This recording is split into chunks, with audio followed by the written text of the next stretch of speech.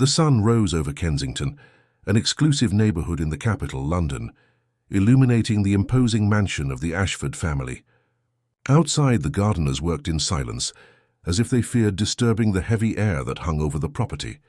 The mansion, which had once been the stage for memorable parties and high society gatherings, now emanated an almost palpable aura of sadness. Inside those sumptuous walls, Bernard Ashford, one of the most influential entrepreneurs in British agribusiness, had been living as a recluse for almost a year. At 45, the owner of an empire built with iron determination and sharp intellect, Bernard now seemed a mere shadow of the man he used to be. His routine was reduced to walking the silent corridors of the mansion and dedicating endless hours to the care of his son, Matthew. That morning, like every other, Bernard woke before dawn. He dressed mechanically, unconcerned with the once impeccable appearance he used to maintain. The bathroom mirror reflected deep dark circles under his eyes and a beard that was beginning to show threads of grey. He didn't care. His eyes, once vibrant, now carried a dullness that mirrored his inner emptiness. "Mr. Ashford." "Breakfast is served," announced Helen, the housekeeper who had worked for the family for over 2 decades. "Thank you. Helen, I'll be down in a moment." Bernard walked to the room next to his own, decorated with a meticulousness that contrasted with the coldness of the rest of the house. There, in the hand-carved fine wood crib, slept Matthew, nearly a year old. The man approached with light steps, watching his son breathe peacefully. "Good morning, my little one," he whispered, adjusting the sky-blue blanket. "Daddy's here." The baby's eyes opened, large and dark, but unfocused. The diagnosis had been categorical: congenital blindness, irreversible according to the country's best specialists.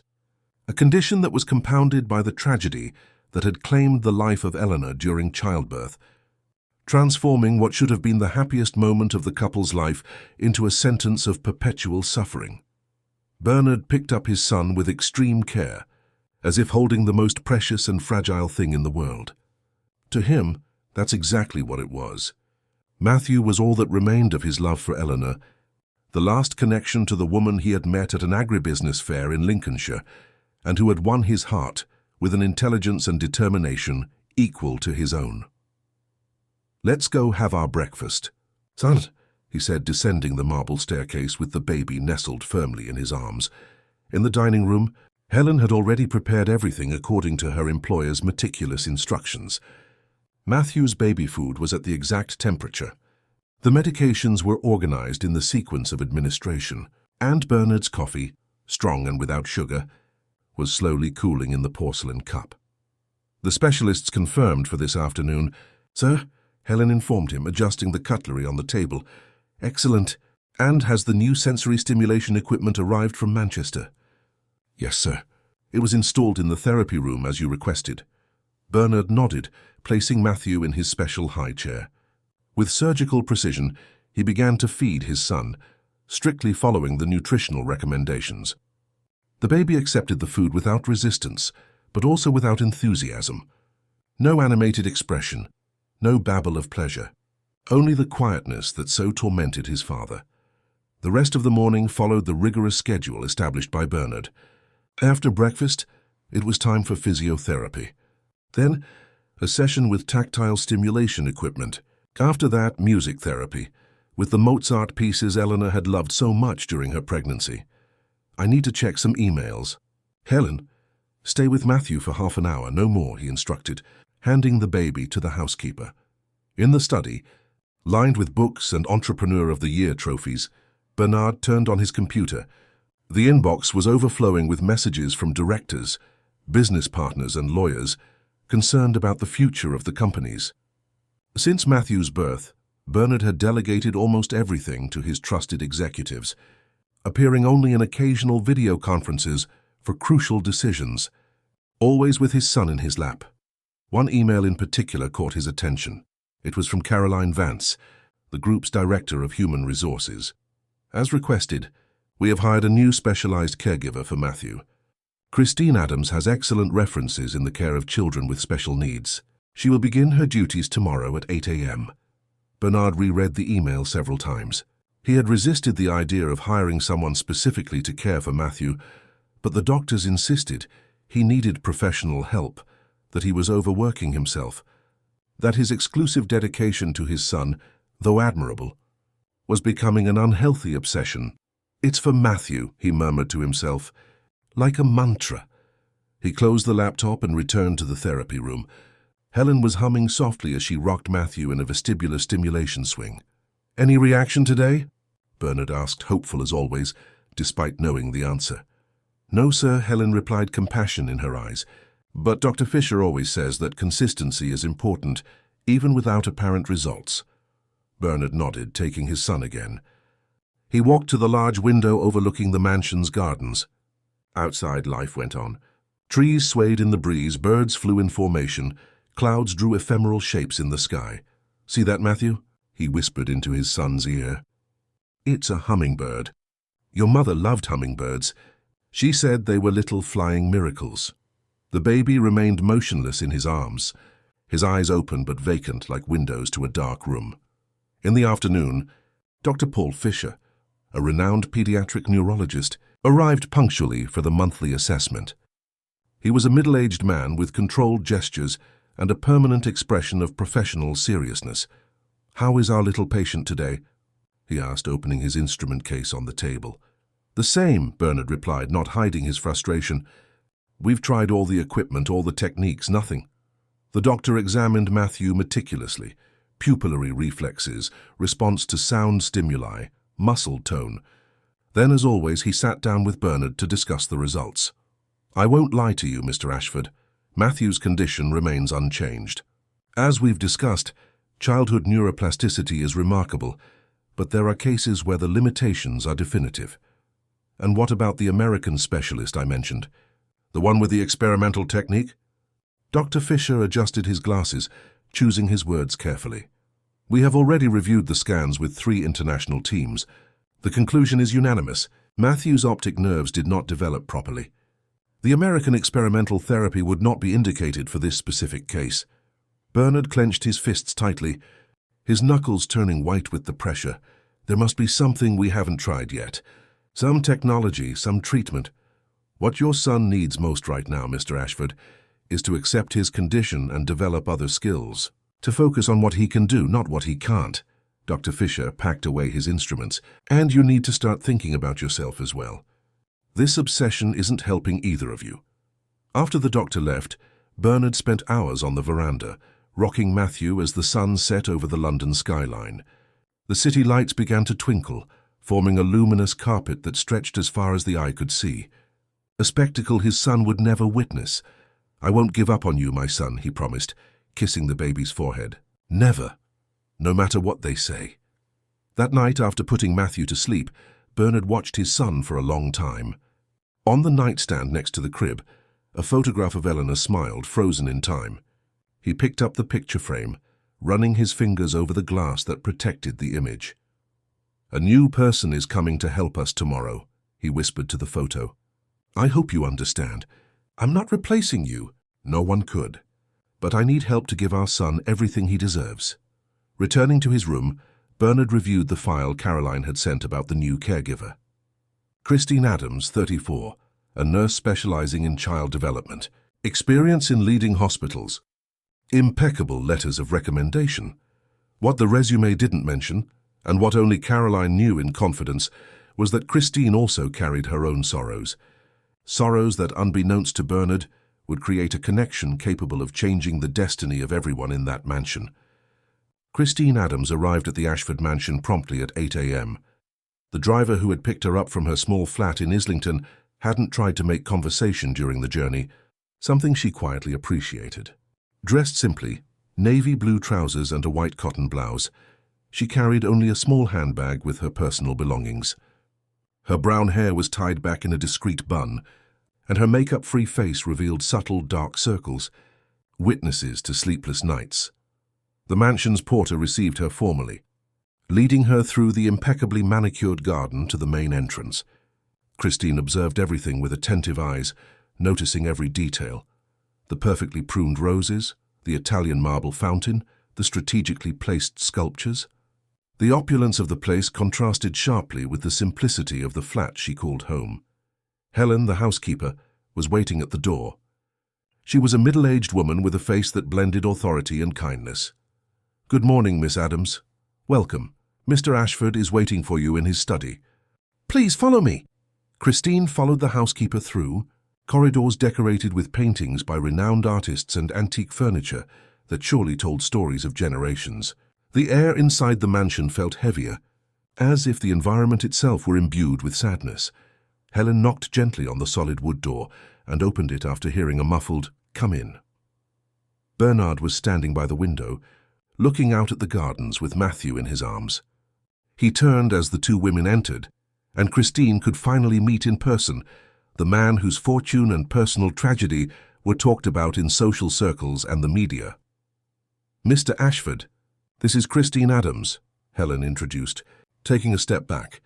Christine stepped forward, extending her hand with professional firmness. "It's a pleasure to meet you, sir. And this must be Matthew." Bernard briefly shook her hand with an almost imperceptible nod. His eyes, Christine noted, seemed to be assessing every inch of her, as if searching for flaws or reasons to be suspicious. "Thank you for coming.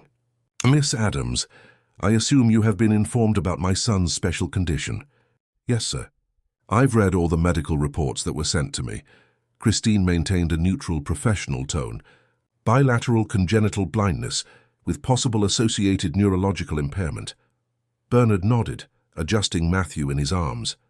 The baby, whom Christine estimated to be about a year old, had large dark eyes that seemed to be fixed on nothing. His features were delicate, reminiscent of the few photos she had seen of the late Eleanor Ashford. "I would like to show you the house and explain Matthew's routine. It is crucial that everything is followed to the letter. Any change could hinder his development. I understand perfectly." For the next 2 hours, Bernard led Christine through every corner of the mansion relevant to Matthew's care. The baby's room, with equipment that would be the envy of many hospitals. The therapy room filled with sensory stimulation devices. The outdoor area adapted for controlled sunbathing. Throughout the tour, he meticulously explained every detail of his son's routine, from precise medication times to the exact type of towel to be used for his bath. Christine listened attentively, making occasional notes. Her experience as a specialized nurse allowed her to recognize both the value and the exaggeration in some of the practices Bernard had adopted. However, she kept her observations to herself. On Tuesdays and Thursdays, Dr. Fisher comes for assessments. On Mondays, Wednesdays, and Fridays, we have the physiotherapist, Dr. Marshall. On weekends, just the basic routine, Bernard continued, checking his watch. "In fact, it's time for Matthew's morning vitamin." They returned to the kitchen, where Helen had already prepared a nutritious mixture according to precise specifications. Bernard sat with his son in a specially adapted chair and began to feed him with infinite patience. "Would you like to try, Mr. Ashford?" Christine offered cautiously. Bernard hesitated for a moment, his eyes reflecting distrust. Finally, with visible reluctance, he handed the spoon to Christine. "The angle is important. He tends to choke if the spoon isn't positioned correctly." Christine nodded, taking Bernard's place. With gentle, precise movements, she brought the spoon to Matthew's lips. Contrary to what he expected, the baby accepted the food without resistance. "You have experience with blind children," Bernard observed, not as a question, but as a statement. "I worked for 3 years in the pediatric wing of the London Institute for Visual Impairment," Christine replied, without taking her eyes off Matthew. "Each child is unique in their responses and needs." Something in Christine's tone of voice made Matthew turn his head slightly in her direction. It was a movement so subtle that it would have gone unnoticed by most people, but not by Christine, who was trained to observe the smallest reactions in her patients.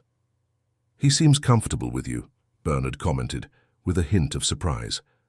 "He usually shows discomfort with strangers.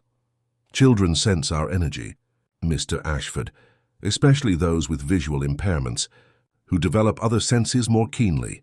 After the snack, Bernard reluctantly left Christine alone with Matthew to attend an unavoidable video conference with his company's executives. Before leaving, he handed her a timer. 15 minutes of tactile stimulation, no more, no less. When she found herself alone with the baby, Christine took a deep breath. She took Matthew to the therapy room and, instead of immediately following the established protocol, She simply sat with him in her lap, observing him. "Hello, Matthew," she whispered, without the formality she had used in Bernard's presence. "My name is Christine. We're going to be spending a lot of time together from now on." The baby remained motionless, but Christine noticed an almost imperceptible twitch in his eyebrow when she spoke. She continued to talk in a low, melodic voice while gently massaging the boy's little hands. "You know, I'm sure you can hear me perfectly. And maybe you feel a lot more than everyone thinks." Christine watched every minimal reaction, a longer blink, a subtle change in his breathing, the almost imperceptible movement of his fingers. To a casual observer, the baby seemed completely oblivious. But Christine, with her experience and heightened sensitivity, was beginning to form a different impression. She proceeded with the tactile stimulation as instructed, but introduced small variations, observing the responses. When she rang a small bell near Matthew's right ear, she noticed his eyes moved slightly in the direction of the sound. "Interesting," she murmured to herself. The rest of the morning followed the schedule set by Bernard, who returned punctually at 11:30 a.m. to have lunch with his son. "How was the first session?" he asked while Helen served lunch. "Productive," Christine replied, choosing her words carefully. "Matthew is a very attentive child despite his condition." Bernard frowned slightly. Attentive is not the term the specialists use. They talk about non-responsiveness and sensory isolation. Every professional has their own perception. Mr. Ashford, after so many years working with children, I've learned to trust my intuition as much as formal diagnoses. A tense silence hung between them for a few seconds. Bernard seemed about to retort, but was interrupted by the phone. The call was from Dr. Fisher, informing him that he could not make the afternoon assessment due to an emergency. "This complicates our schedule," Bernard muttered after hanging up. He turned to Christine. "We'll have to adapt the afternoon's activities. If I may, I could suggest a sensory bath. It's a technique we used at the Institute with excellent results." Bernard considered for a moment, clearly uncomfortable with the idea of altering the established routine. "Explain." "It's a therapeutic bath with slightly warmed water and different textures, soft sponges, varied fabrics, even ice wrapped in a cloth for controlled thermal contrasts. It stimulates multiple senses simultaneously." After a few minutes of technical explanations, Bernard reluctantly agreed. Christine prepared everything with the help of Helen, who seemed to silently approve of the initiative. During the bath, something extraordinary happened. As Christine gently passed a sponge of a different texture over Matthew's face, the baby blinked several times in succession. It was not a random blink, but clearly a response to the stimulus. "Did you see that?" Christine asked Bernard, who was watching intently. "What?" He blinked when he felt the sponge on his face. "I'll try again." Christine repeated the movement, and again Matthew blinked. This time something else happened. His lips twitched slightly, almost like the sketch of a smile. Bernard moved closer, leaning over the bathtub. Is that normal?" "It's a response." Christine couldn't hide her excitement. "It's a clear reaction to the tactile stimulus." For a brief moment, something like hope lit up Bernard's tired face. But it was soon replaced by caution. "Let's not get carried away. Dr. Fisher explained that involuntary reflexes are common, even without real awareness." Christine nodded, respecting Bernard's resistance, but internally, her professional intuition was beginning to formulate alternative hypotheses. That evening, after Matthew was put to bed, Christine was invited by Bernard for a conversation in the study. The man seemed more subdued now, as if the armor of control he maintained during the day was slowly crumbling. "I want you to understand something. Miss Adams, Matthew is all I have left, everything." "I understand perfectly." "Sir?" "No, you don't." Bernard stood up, walking to a bookshelf where there were several photographs. He picked one up, him and Eleanor smiling in front of a lake. "I've spent the last few months consulting the best specialists in the world, spent millions on equipment and treatments, invested every minute of my time studying visual impairment. If there were any hope, no matter how small, I would know." Christine chose her words carefully. "Sometimes hope comes from unexpected places. And as a professional, I've learned that every case is truly unique." Bernard returned the photograph to the shelf. "Tomorrow at 7 a.m., Dr. Silver will be here to apply Matthew's special eye drops. It's an experimental treatment to prevent common eye infections in patients with his condition. Please be present to observe the procedure. Christine nodded, making a mental note. I'll be ready, sir. May I ask the name of the medication? I'd like to research it. A slight discomfort crossed Bernard's face. It's a formulation still in the testing phase. Dr. Silver can explain better tomorrow. When she finally returned to her small flat that night, Christine couldn't sleep immediately. She sat on her bed, opening a folder where she had made detailed notes about her observations from the day. On the opposite wall, a framed photograph showed Christine holding a boy of about 2. Michael, her son, who had passed away 8 months earlier after a battle with a rare disease, the loss that had almost destroyed her, but had also made her rediscover the purpose of her profession. There's something strange going on in that house, Michael, she whispered to the photo. That baby. He perceives so much more than anyone believes. Christine spent another hour reviewing her notes and researching the latest advances in the treatment of congenital visual impairments. Then she prepared for sleep, knowing that the next day would require all her attention and intuition. Something told her that little Matthew held secrets that could completely change his story, and perhaps in some way help heal the wounds that both caregiver and father carried in their hearts. Dr. Silver arrived at the Ashford mansion promptly at 7 in the morning. He was a tall, thin man with meticulously combed grey hair and an air of unshakable authority. He carried a brown leather briefcase worn with time, which contrasted with his impeccably tailored suit. Christine, who had arrived 20 minutes earlier as agreed, was waiting for him in the entrance hall along with Bernard and Helen. She watched intently as the men greeted each other with the familiarity of a long professional relationship. "How is our special patient today?" Dr. Silver asked, with a formality that sounded almost rehearsed. "He slept well, no crying episodes." "Normal feeding," Bernard replied, leading him to Matthew's room. Christine followed them in silence, maintaining a respectful distance, but her eyes didn't miss a single detail. There was something about Dr. Silver's posture that aroused her instinctive suspicion, a kind of rigidity that her experience associated more with defensiveness than professional competence. In the room, Matthew was already awake, lying quietly in his crib, as if waiting for the routine that would follow. Bernard picked him up gently, placing him on the changing table. "This is Christine Adams, Matthew's new specialized caregiver," Bernard introduced. "Miss Adams, this is Dr. Anthony Silver, ophthalmologist and researcher." The doctor gave Christine a brief nod, barely looking at her. "Have you worked with visually impaired children before?" he asked as he opened his briefcase. "Yes, doctor. For almost 8 years in different institutions." Dr. Silver muttered something inaudible, focusing on his briefcase. From it, he took out a small bottle with a clear liquid with no apparent label. Christine immediately noticed this detail. Regulated ophthalmic medications always had detailed labels. "These eye drops are part of an experimental protocol we developed specifically for cases like Matthew's," the doctor explained, noticing Christine's attentive gaze. "It helps to preserve ocular health in patients with congenital blindness, preventing inflammation and discomfort."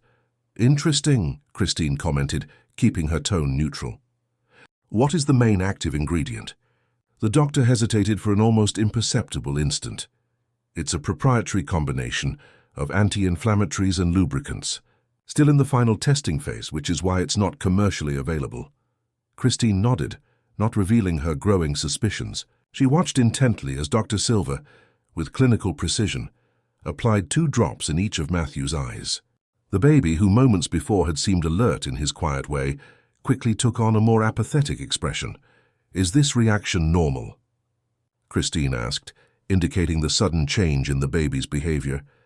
"Perfectly normal," the doctor replied, closing the bottle. "The drops have a mild sedative effect to prevent ocular discomfort.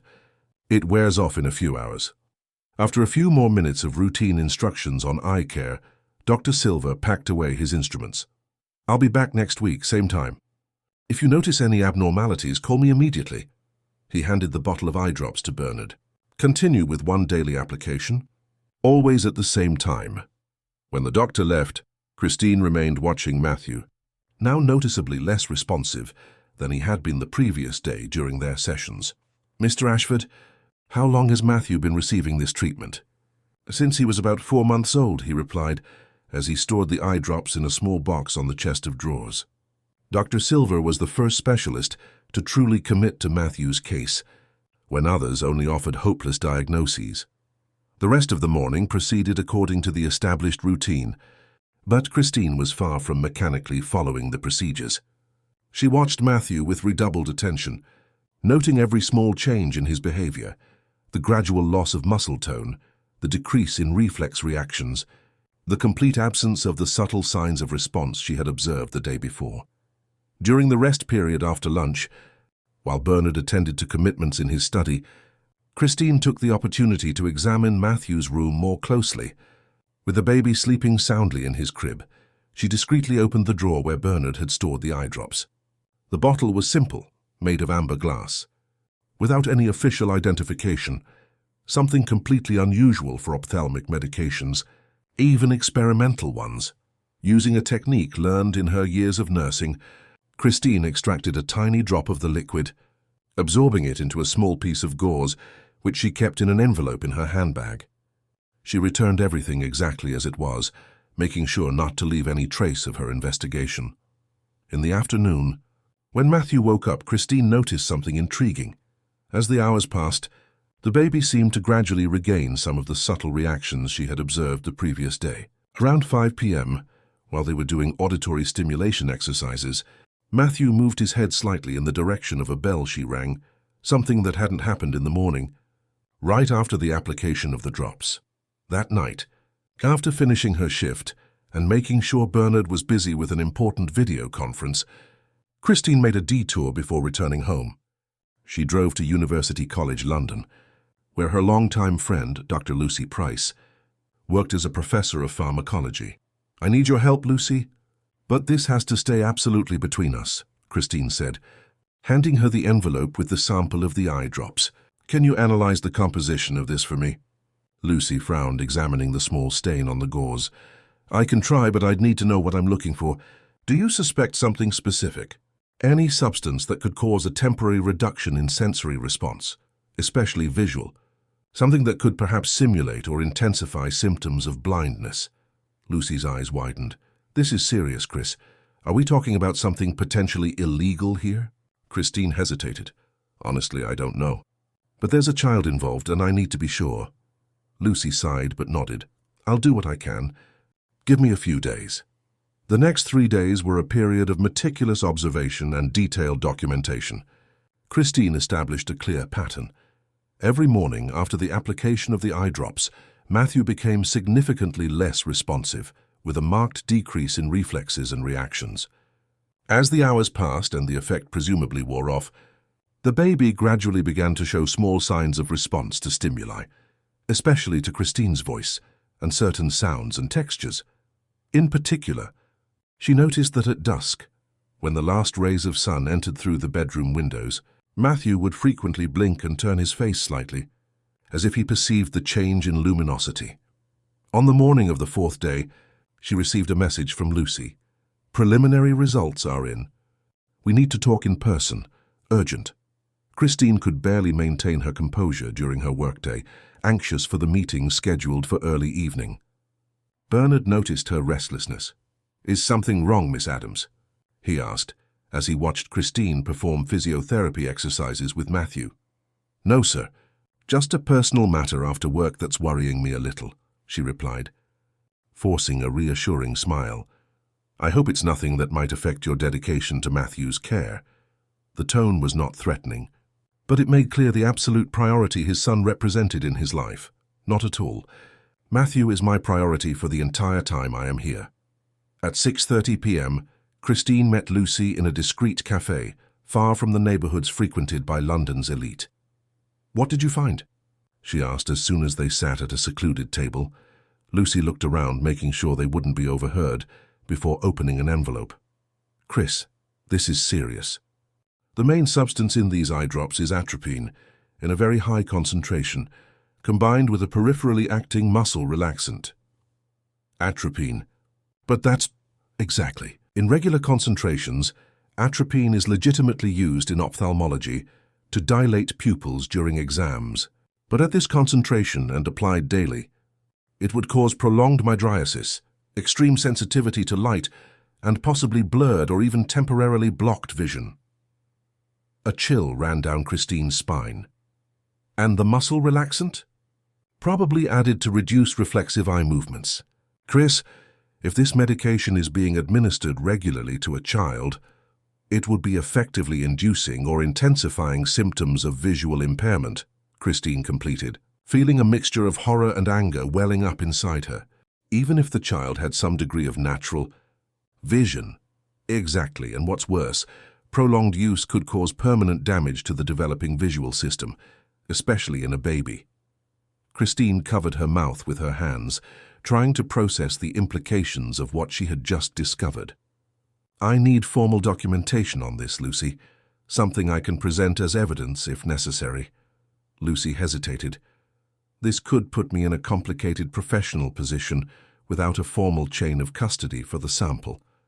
Seeing Christine's expression, she continued, but I can prepare an anonymous report detailing the potential effects of such a combination of substances on a child's system without specifically mentioning this sample. That would be extremely helpful, and the sooner the better. That night, back in her flat, Christine faced the most difficult dilemma of her professional career. The evidence pointed to a deeply disturbing situation. It was possible that Matthew was not completely blind as diagnosed. Perhaps he had some degree of vision that was being artificially suppressed by Dr. Silver's treatment. But the implications went further. If her suspicions were correct, it meant the doctor was deliberately deceiving Bernard. Or, worse still, that Bernard might be aware of what was happening. This last thought seemed inconceivable, given the love and dedication the father showed for his son.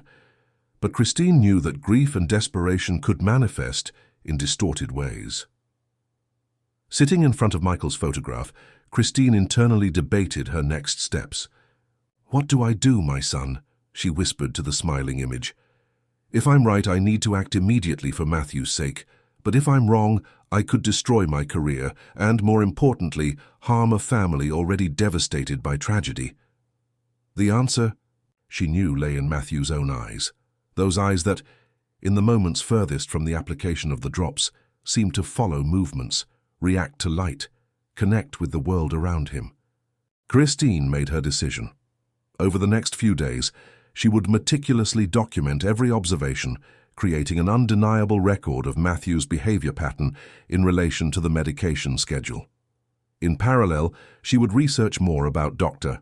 Silver and his relationship with pharmaceutical laboratories. As she organized her notes, an idea began to form in her mind. If she could somehow prevent the application of the drops for one day, she would have the opportunity to observe Matthew without the substance's influence. Professional ethics prevented her from simply discarding the medication, but perhaps a plan began to take shape. Risky, no doubt, but possibly the only way to confirm her suspicions definitively. The next morning, Christine arrived at the Ashford mansion with renewed determination. Her handbag contained something that hadn't been there on previous days, a small camera, discreetly disguised as a flower-shaped brooch, a device she had used years earlier during an investigation into abuse at an institution for special needs children. As she climbed the stairs to Matthew's room, Christine knew she was about to cross a line that could forever change the fate of that family, and perhaps her own. "Good morning, Matthew," she whispered as she entered the room, finding the baby already awake in his crib. "Today is going to be a different day. Today we're going to find out the truth." The opportunity Christine had been waiting for arose the next morning when Helen informed them that Dr. Silver had called to postpone his weekly visit due to a medical emergency. Bernard received the news with visible apprehension. "Did he say when he might come? Matthew can't go without his eye drops for long." "He promised to try to stop by at the end of the day, sir. Otherwise, he left instructions for you to apply the medication yourself," Helen replied. Bernard consulted his wristwatch, visibly annoyed. "I have a video conference with international investors that cannot be postponed." He turned to Christine, who was listening to the conversation in silence. "Miss Adams, I will need you to apply the eye drops to Matthew, following Dr. Silver's instructions exactly." Christine felt her heart race, but she maintained a neutral expression. "Of course, sir. What time should they be applied? Ideally at the same time as always, 9 a.m. Bernard walked to the chest of drawers in Matthew's room and opened the drawer where he kept the bottle. 2 drops in each eye. It's crucial not to be late. He handed the bottle to Christine with the solemnity of someone entrusting an invaluable treasure. For a moment, she almost backed out of her plan, touched by the genuine concern in the father's eyes. But the image of Matthew and Lucy's revelations about the eye drop's composition strengthened her resolve. "Trust me, Mr. Ashford. I will care for Matthew as if he were my own son." The words slipped out before she could contain them. A tense silence settled between them. It was the first time Christine had made any allusion to her personal life. "Do you have children, Miss Adams?" Bernard asked with genuine curiosity. Christine took a deep breath, deciding that a little truth might help strengthen the trust between them. "I had a son, sir, Michael. He is no longer with us. A rare heart condition." Bernard's face transformed immediately, the usual mask of control giving way to an expression of genuine empathy. "I'm so sorry.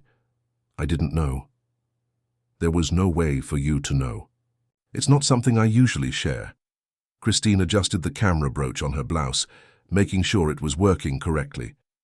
"It was 8 months ago. In a way, working with Matthew has been therapeutic for me."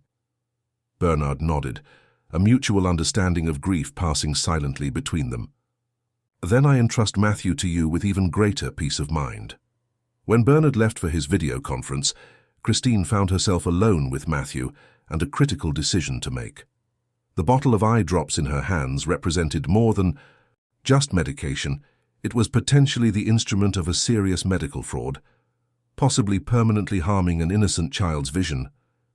With slightly trembling hands, she placed the bottle on the chest of drawers and took another small container from her bag, an identical bottle containing a sterile saline solution she had prepared the night before.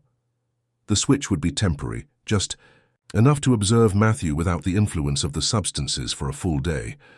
"This isn't ethical," she murmured to herself. "But what's happening to you is even less ethical, little one." At 9 a.m. sharp, with Helen busy in the kitchen, Christine administered the fake eye drops to Matthew, taking care to follow the exact same procedure Dr. Silver used. The baby blinked reflexively, but unlike on other days, he did not show the gradual lethargy and loss of responsiveness that usually followed the application. The next few hours were of intense observation. Christine followed the usual stimulation routine, but with redoubled attention to Matthew's every reaction. Around 11 a.m., she noticed the first significant difference. During the music therapy session, when she turned on the small chime that was part of the therapeutic instruments, Matthew clearly turned his head in the direction of the sound. "You can hear, can't you?" Christine whispered, ringing the chime again, now positioning it at another angle. Again, Matthew moved his head, following the sound. It was not a random movement or a simple reflex. There was intention, there was perception. Christine carefully positioned her camera brooch and continued the tests, now introducing visual elements. She held up a small, colorful toy with soft lights and moved it slowly in Matthew's visual field. To her growing confirmation, the baby's eyes followed the movement, subtly at first, then more clearly. "My God," she murmured, feeling both validation and horror. "You can see." During lunch, Bernard noticed a difference in his son's behavior, although he couldn't pinpoint exactly what had changed. "He seems more alert today," he commented, observing how Matthew more actively moved his arms during feeding. "Perhaps he's having a good day," Christine replied cautiously. "Children, even with severe limitations, have natural fluctuations in their energy and responsiveness levels." Bernard nodded, looking momentarily hopeful before returning to his usual restrained expression. Dr. Fisher always warns against false hope. He says it's the small moments of apparent improvement that end up making the reality even more painful later.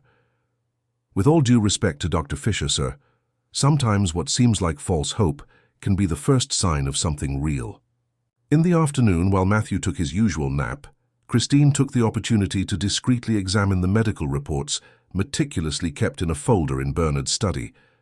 He had given her access so she could familiarize herself with the treatment history, but now she analyzed them with new eyes, looking for inconsistencies or signs of manipulation. What she discovered strengthened her suspicions. The initial diagnosis of congenital blindness had been made by Dr. Silver, based on scans that, according to the documentation, showed bilateral atrophy of the optic nerves. However, subsequent scans performed by other specialists used vaguer terms like probable impairment of visual development and inconsistent pupillary response. More significantly, Christine noticed that all follow-up reports signed by other doctors were dated from periods when Matthew was already receiving Dr. Silver's eye drop treatment. When Matthew woke from his nap, Christine performed another series of discrete tests. She covered one of the baby's eyes, then the other, observing his reactions. She moved colorful objects at different distances. In each test, Matthew demonstrated some level of visual perception, not the normal vision of a healthy baby, certainly, but unequivocally some ability to see. Around 5 p.m., Helen reported that Dr. Silver had called again, saying he couldn't make it that day and would come without fail the next morning. "Mr. Ashford asked me to remind you to apply the second dose of the eye drops before you leave," Helen added. "He's stuck in back-to-back meetings until late." Christine nodded, feeling the weight of the decision she had to make. A second application of the saline solution would mean extending her unauthorized experiment for longer. On the other hand, reapplying the real eye drops would mean interrupting the promising reactions Matthew had been showing. She chose to continue with the saline solution, meticulously recording every one of Matthew's reactions in an encrypted digital diary on her phone, in addition to the images captured by the camera brooch. That night, alone in her flat, Christine reviewed all the evidence collected during the day. The images clearly showed Matthew following objects with his eyes, reacting to changes in light, demonstrating visual perception that completely contradicted the diagnosis of total blindness. The gravity of the situation hit her with renewed force. If her conclusions were correct, Matthew was the victim of a pernicious medical fraud, possibly causing permanent damage to his developing vision. But accusing a respected doctor like Dr. Silver, and potentially implicating Bernard in the process, that would require irrefutable evidence and the courage to face the consequences. Christine sent some of the evidence to Lucy, asking for a quick analysis of the recorded behaviors. The reply came a few hours later.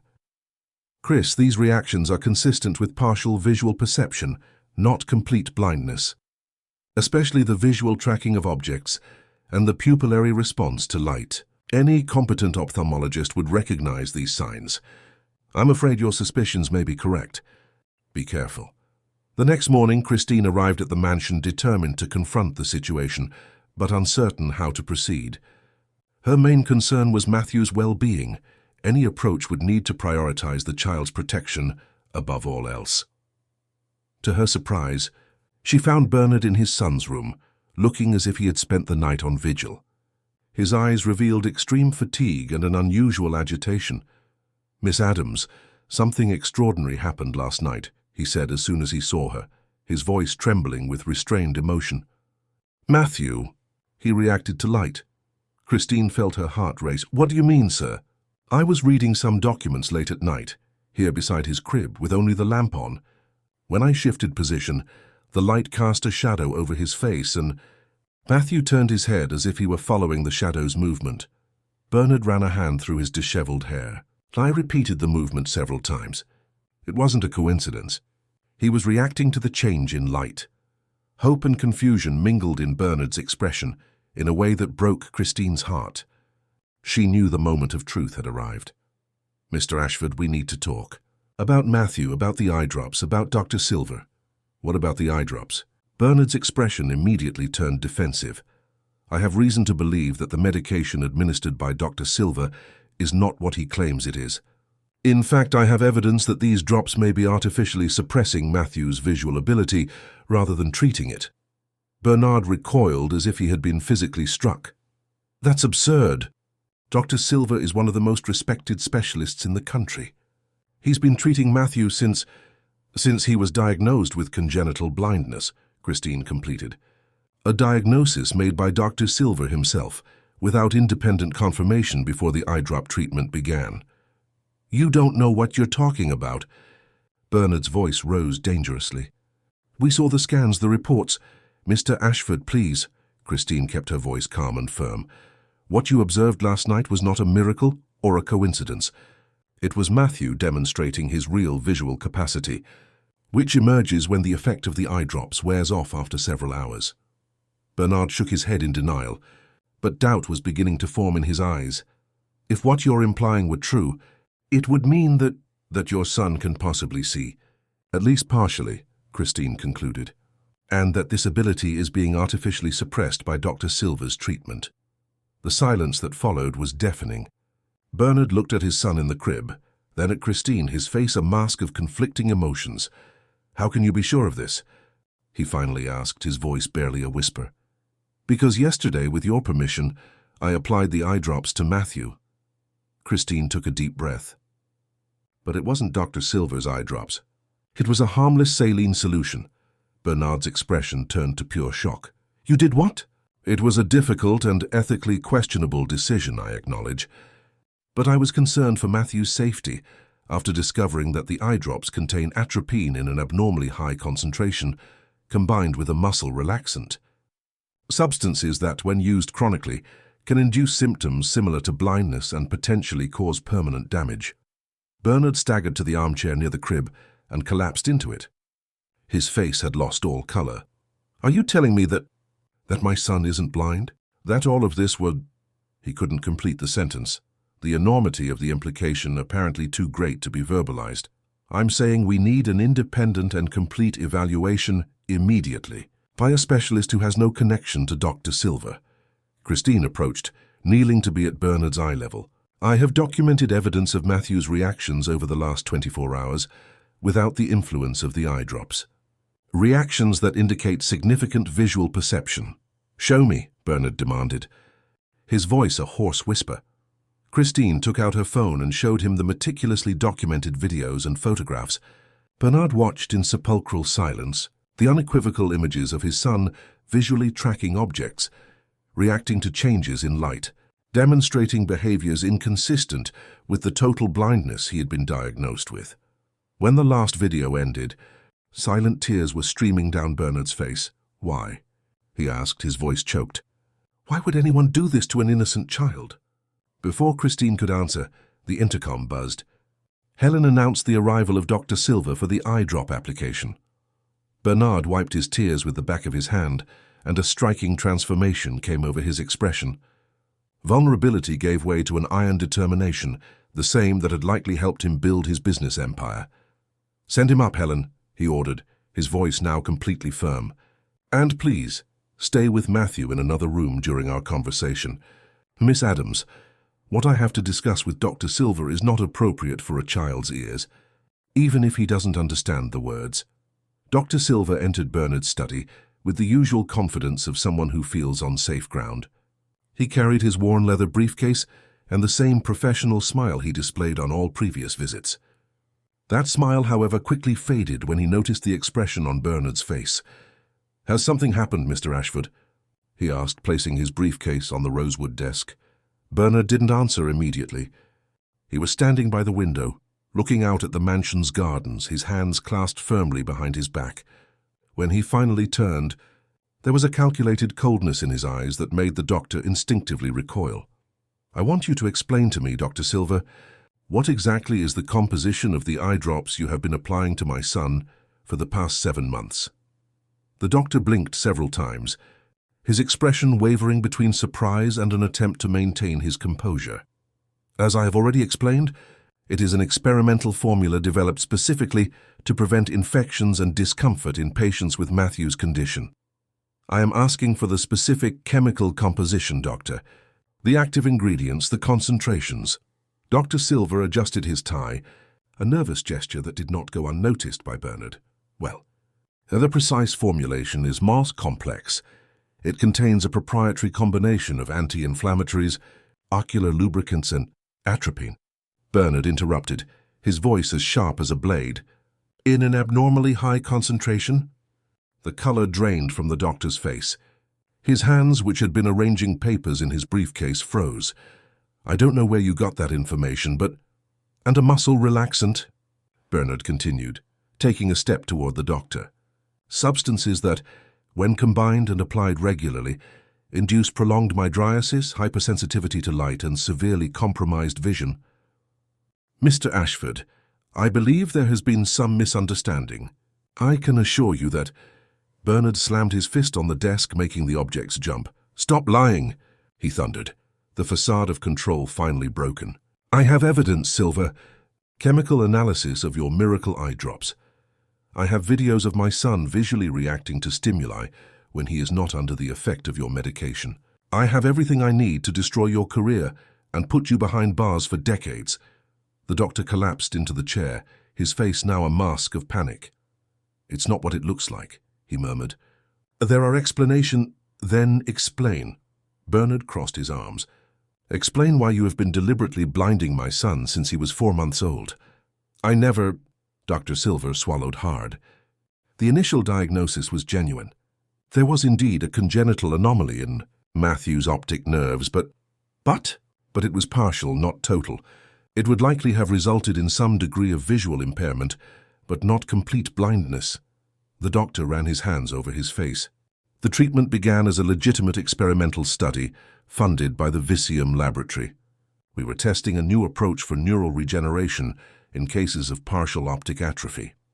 And when you realized it wasn't working, you decided to falsify the results? Bernard was incredulous. The laboratory had invested millions.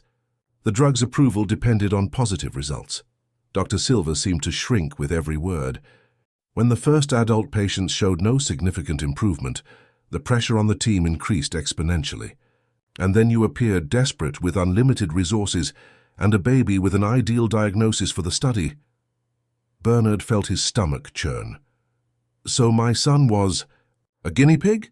For a treatment you already knew didn't work. Not initially. We genuinely believed that in a still-developing nervous system, the drug might have an effect. The doctor hesitated. But when the first few months showed no results, the laboratory wanted to terminate the study. It would have meant the company's bankruptcy and the end of our careers. And the solution was to sabotage my son's vision to justify continuing the treatment. Bernard's voice was dangerously calm now. The idea came up when we noticed that some patients reported temporarily reduced vision after application. We realized that, with some modifications to the formula, we could control the degree of visual impairment. Dr. Silver now seemed resigned to his fate. The plan was to continue the study long enough to develop a truly functional version, and then cure Matthew with the new treatment. It would have been a win for everyone. You would have your son cured, we would have our revolutionary discovery. Bernard was silent for long seconds, digesting the horror of the confession. When he spoke again, his voice was icy. Everyone except Matthew, who has spent nearly half his life so far plunged into artificial darkness, whose visual development was actively sabotaged, whose trust in the world was betrayed before he could even understand what trust is. Dr. Silver did not reply. There was no possible reply. I am recording this conversation, Doctor. Every confessed word. Bernard discreetly pointed to a small device on the bookshelf.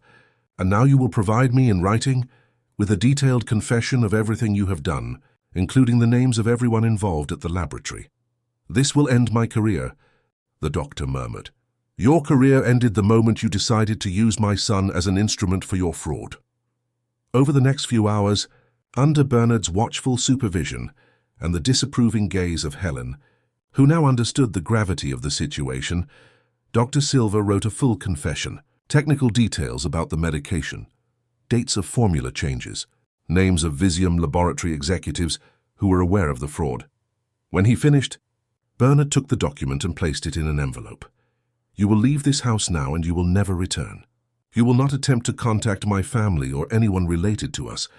In 48 hours, my lawyers will be in touch to discuss the terms of an agreement that might, if you are extremely cooperative, keep you out of prison. Dr. Silver nodded silently, collecting his briefcase. He seemed to have aged a decade in the last few hours. I'm sorry, he mumbled at the door without looking back. No, you're not, Bernard replied. But you will be. When the doctor left, Bernard remained motionless in the center of the study for long minutes. His face was contorted in an internal battle of emotions: fury, guilt, hope, fear. Finally, he reached for his phone and made 2 calls.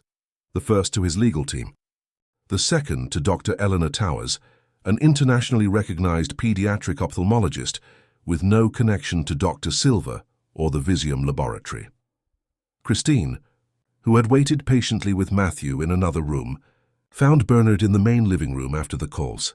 He looked simultaneously devastated and reinvigorated. "Dr. Towers will be here tomorrow morning," he informed her. "She is the best specialist in childhood visual development in the country." "That is a wise decision," Christine replied, adjusting Matthew in her arms.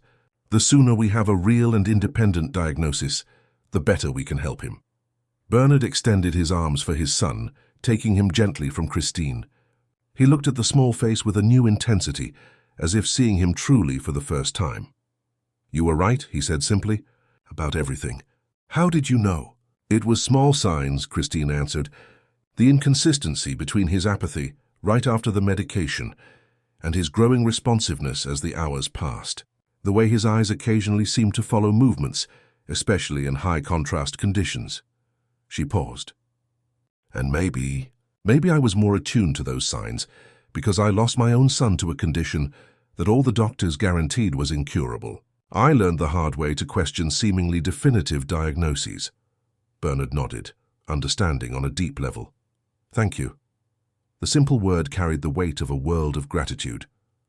"I don't know what would have happened if you hadn't come here." That night, Bernard refused to leave Matthew alone. He set up a small makeshift camp in his son's room, watching every movement, every expression, as if trying to recover all the lost moments of connection from the previous months. The morning brought Dr. Towers, a middle-aged woman with an aura of calm competence. Her examination of Matthew was meticulous and comprehensive, using high-tech portable equipment she had brought with her. After nearly 2 hours of evaluation, she met with Bernard and Christine in the library. "What I can say for certain, Mr. Ashford, is that your son is definitely not blind," she began without beating around the bush. "Matthew presents with what we call bilateral optic nerve hyperplasia, a congenital condition where the optic nerves did not fully develop. This results in partial visual impairment, but not total blindness." "What is the extent of the damage?" Bernard asked, his voice tense. "It's difficult to determine precisely in such a young child, but I estimate he has approximately 30 to 40% of normal visual capacity. Enough to recognize faces, follow objects, eventually move around with relative independence, and with appropriate adaptations, even read." The doctor paused, consulting her notes. "What is most concerning are the effects of the eye drops that were being administered. Prolonged use of atropine in high doses can cause permanent damage, but the good news is that, given the short period of exposure and the fact that a child's brain is extraordinarily plastic, I believe that immediate discontinuation will allow for a significant recovery." Christine noticed the tremor in Bernard's hands, the emotion barely contained. "And what about treatment from now on?" she asked. "I recommend a multidisciplinary approach, a pediatric ophthalmologist, an occupational therapist specializing in low vision, appropriate visual stimulation." Dr. Towers looked directly at Bernard. "Your son has significant visual potential, Mr. Ashford. With the right support, he can have a full and functional life, even with his visual limitations." In the weeks that followed, the Ashford mansion was radically transformed. The heavy curtains were replaced with others that allowed for the controlled entry of natural light. Panels with high-contrast patterns were installed on the walls.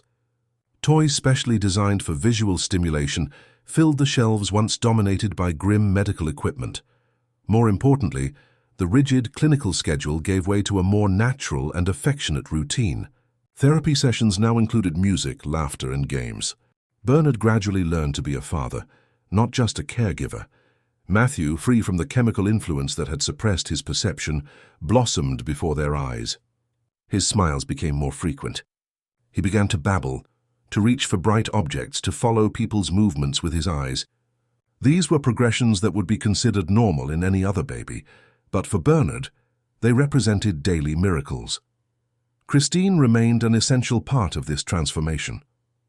Her experience and sensitivity made her irreplaceable, not only for Matthew but also for Bernard, who gradually lowered the emotional barriers he had erected after Eleanor's loss. The legal proceedings against Dr. Silva and the Visium laboratory moved forward behind the scenes.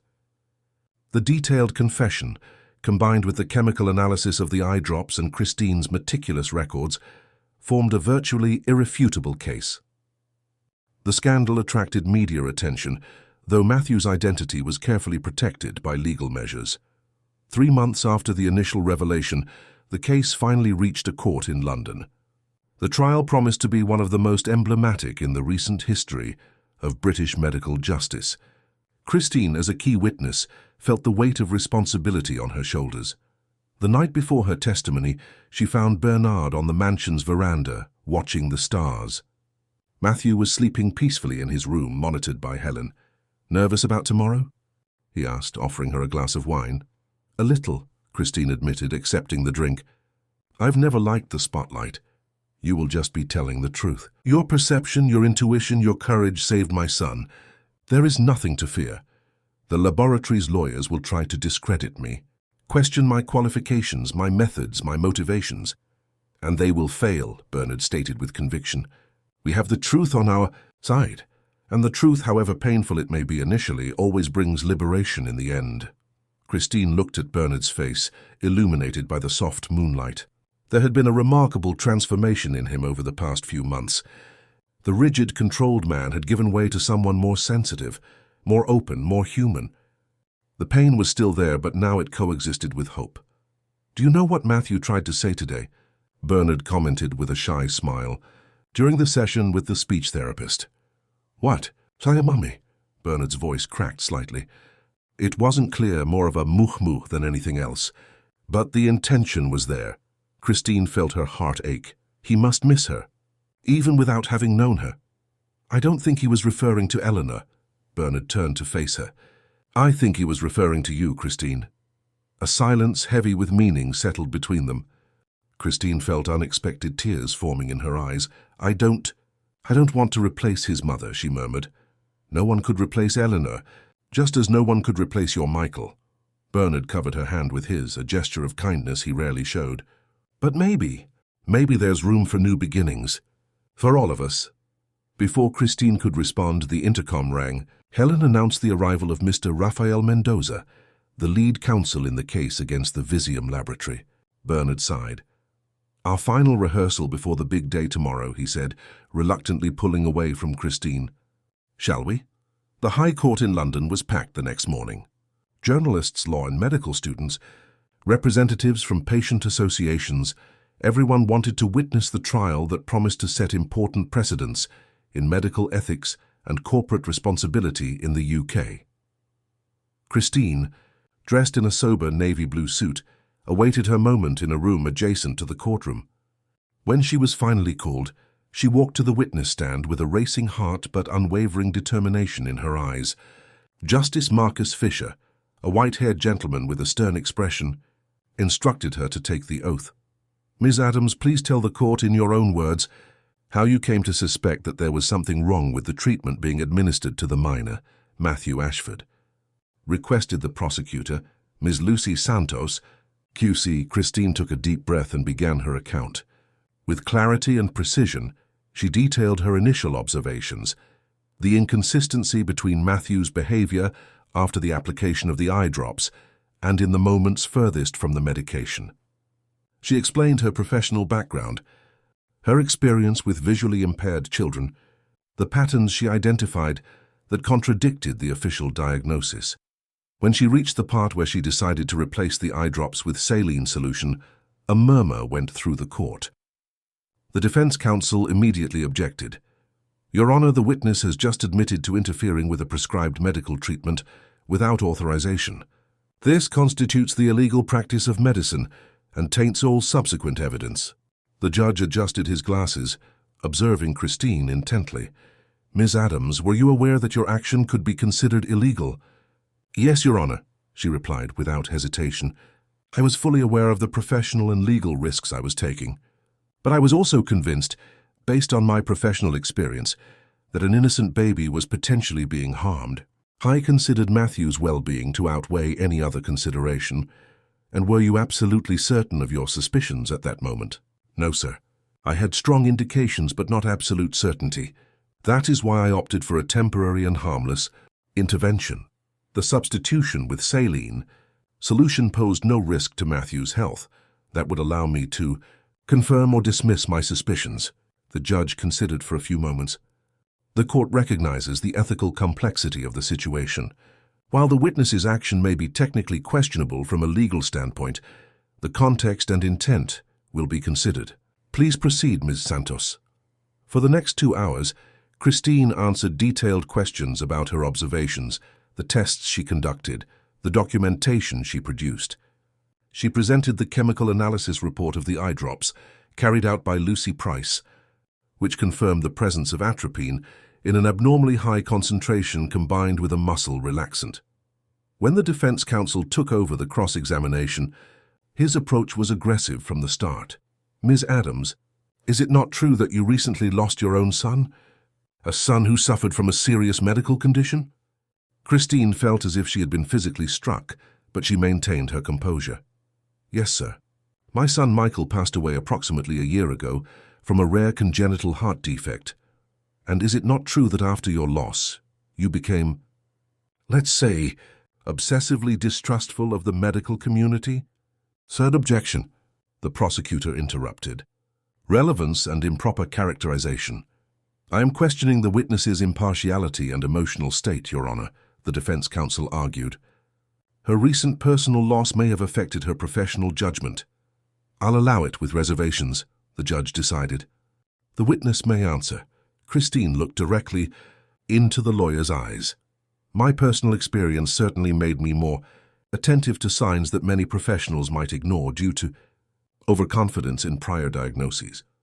But it also taught me to differentiate between irrational hope and objective clinical observation.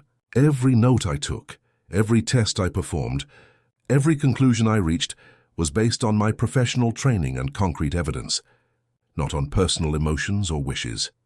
The verdict was announced on a rainy Tuesday in June, 6 months after the case began. The High Court in London was packed, the buzz of conversation ceasing immediately as Justice Marcus Fisher entered the courtroom. Bernard, sitting in the front row next to Christine, discreetly squeezed her hand in a silent gesture of mutual support. Having reviewed all the evidence presented, heard all the witnesses, and considered all arguments from the parties involved, the judge began. Adjusting his glasses, this court finds the defendant, Dr. Anthony Silver, guilty of medical negligence, fraud, and unauthorized experimentation on a vulnerable patient. A collective gasp went through the room. As for Visium Laboratory and its executives named in the proceedings, this court finds them equally guilty of conspiracy, falsification of research results, and coercion of medical professionals. The judge continued, detailing the penalties: permanent revocation of Dr. Silver's medical license, a substantial settlement for the Ashford family, the dissolution of Visium Laboratory, and criminal penalties for its key executives. But Christine was barely listening to the words. Her eyes were fixed on Bernard, whose face reflected a complex mix of relief, vindication, and a residual sadness for the time lost with his son. When the session was adjourned, reporters surrounded Bernard outside the courthouse. He had stayed out of the spotlight throughout the entire process, fiercely protecting Matthew's privacy, but now he made a brief statement. Justice was served today not just for my son, but for all vulnerable children who trust the medical system to protect them, not to exploit them. His voice was firm yet emotional. Now I respectfully ask that you allow us to move forward, to focus on Matthew's recovery and development. Christine remained a step behind, as always preferring to stay out of the camera's glare. When a persistent reporter approached her, asking how it felt to be hailed as a hero for uncovering the fraud, she simply replied, I only did what any conscientious professional would do. I observed. I questioned and I acted according to my conscience. The real hero of this story is Matthew, who now has the chance to develop his full potential. In the car, heading back to the mansion, a comfortable silence settled between them. The rain drummed softly on the roof of the vehicle, creating an atmosphere of intimacy and reflection. It's over, Bernard finally said, looking out the window at the wet London streets. It's really over. The trial is, Christine replied softly.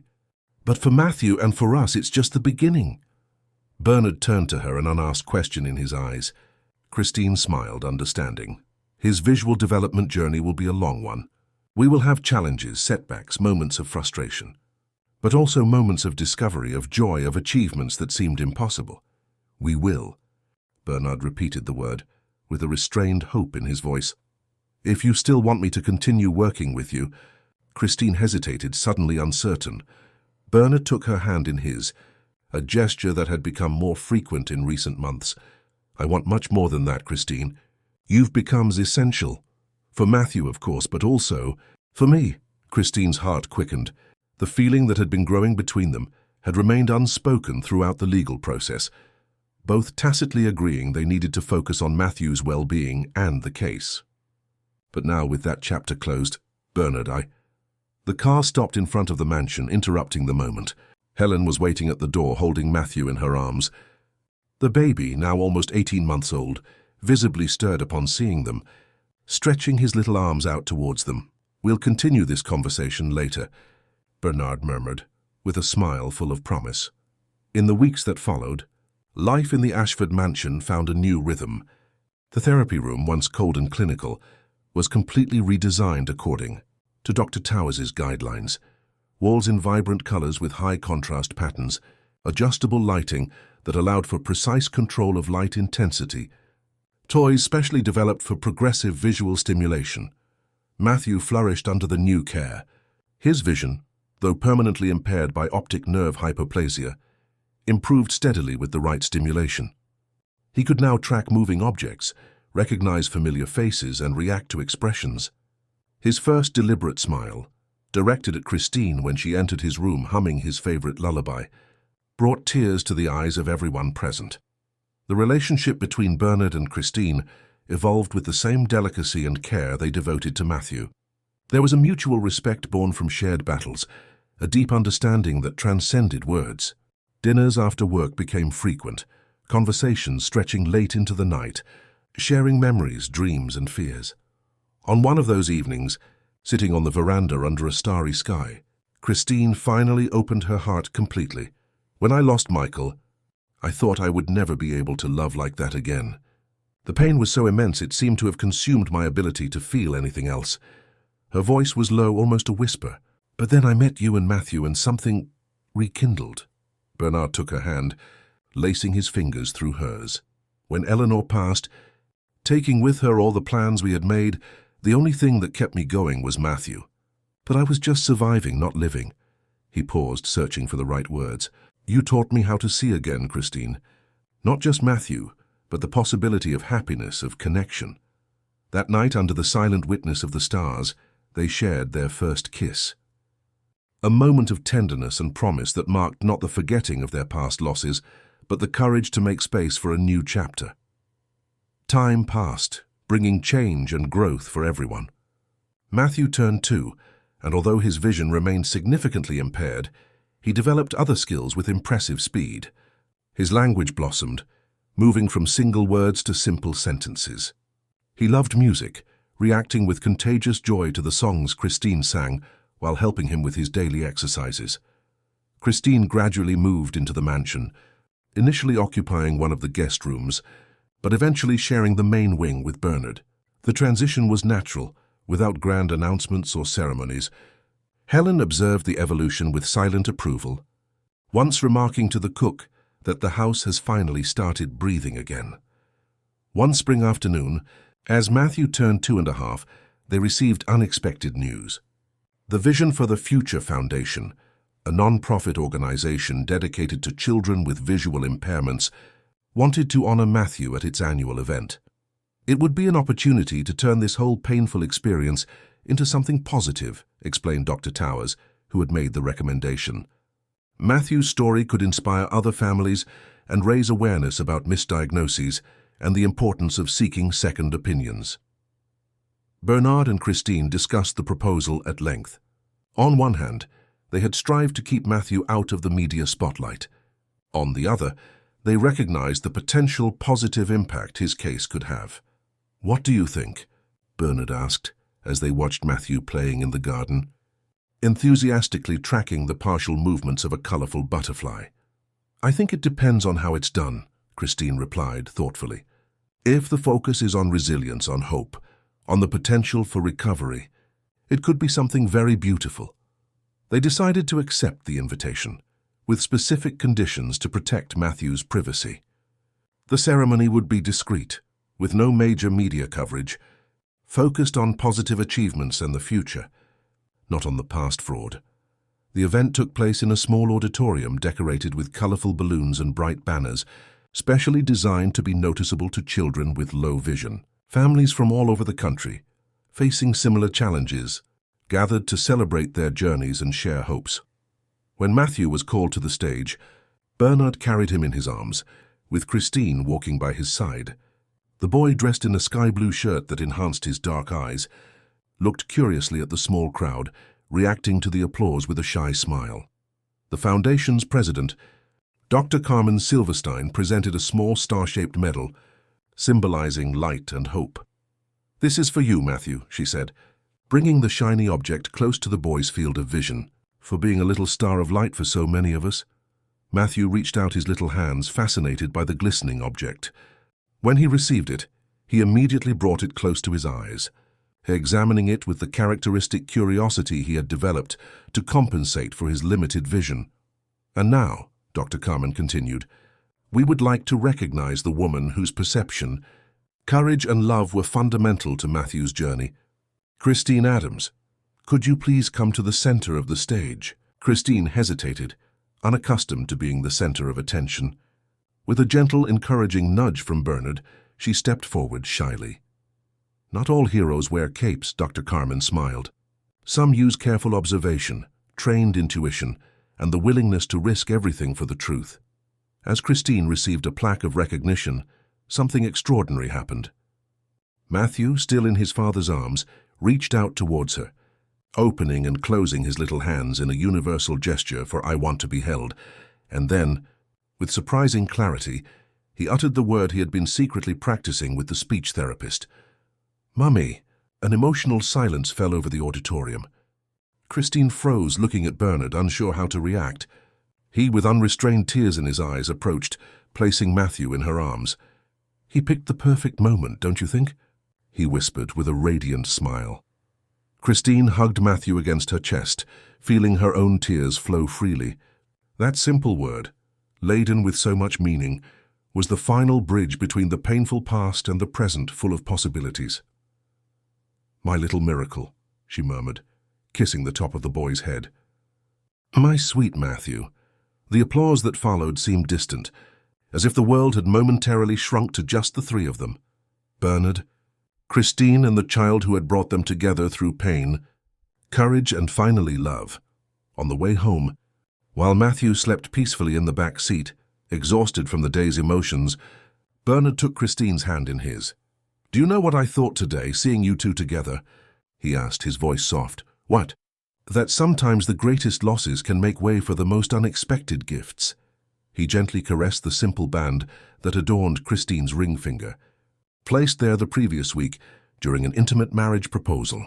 "Eleanor and Michael, they will always be a part of us, but I think they would be happy to know that we found a way to move forward, together." Christine nodded, feeling the deep truth in those words. The pain never completely goes away. We just learn to create space around it so that joy can exist too. Upon arriving at the mansion, now a true home full of light and life, Bernard carried a sleeping Matthew to his room. Christine followed, watching with infinite love as he placed his son in bed with extreme care, adjusting the special nightlight that emitted a soft glow, visible enough for the boy's partially functioning eyes should he wake during the night. Bernard and Christine stood for a few moments beside the crib, silently contemplating the sleeping child. On the opposite wall, two framed photographs, Eleanor smiling radiantly during her pregnancy, and Michael with his mischievous grin on his first birthday. Not as ghosts of a painful past, but as loving guardians, silent witnesses to a family rebuilt from the ashes of tragedy. "He has her eyes," Bernard commented softly. "Even with all the visual limitation, when he looks at something he really wants to see, he has the exact same intensity as Eleanor's gaze." "And your determination," Christine added. "The way he focuses on overcoming every obstacle, one step at a time." Hand in hand, they left the room, partially closing the door. In the hallway, illuminated by the soft moonlight filtering through the windows, Bernard embraced Christine, holding her as if she were the most precious treasure in the world. "Thank you," he whispered against her hair, "for seeing beyond the darkness, for believing when no one else did, for teaching us to see what truly matters." Christine closed her eyes, allowing herself to be enveloped by that embrace, by that love that had emerged from the ashes of unbearable losses. The scars would always remain on all of them, but now they served as reminders not only of pain, but of the human capacity to heal, to rebuild, to find light even in the darkest of nights. And as the Ashford mansion rested under the velvety cloak of the London night, 3 hearts beat in a new unified rhythm, a rhythm that spoke of second chances, of eyes that learn to see beyond physical limitations, of souls that find their way back to the light. In Matthew's room, the small star-shaped medal caught a moonbeam, shining softly in the darkness, a perfect symbol for a journey that had begun in the deepest gloom and was now walking, step by step, day by day, towards the light. End of story. Dear listeners, we hope the journey of Bernard, Christine, and little Matthew has illuminated your hearts as much as it has ours. This is a story that reminds us that, even in the darkest moments, there is a possibility of finding light, sometimes in the most unexpected places, through the eyes of someone who truly knows how to see beyond appearances. If this narrative has touched your soul, be sure to subscribe to our channel for more stories that explore the complexities of love, loss, and redemption. Leave a like as a beacon so that others can also find this story. And share in the comments which moment moved you the most. We have a special playlist with other stories of overcoming and new beginnings that you can find by clicking here on the side. Every day we bring new narratives that, like Matthew's eyes, teach us to see the world in different ways. Until the next story, where we will once again navigate the deep seas of human emotion together.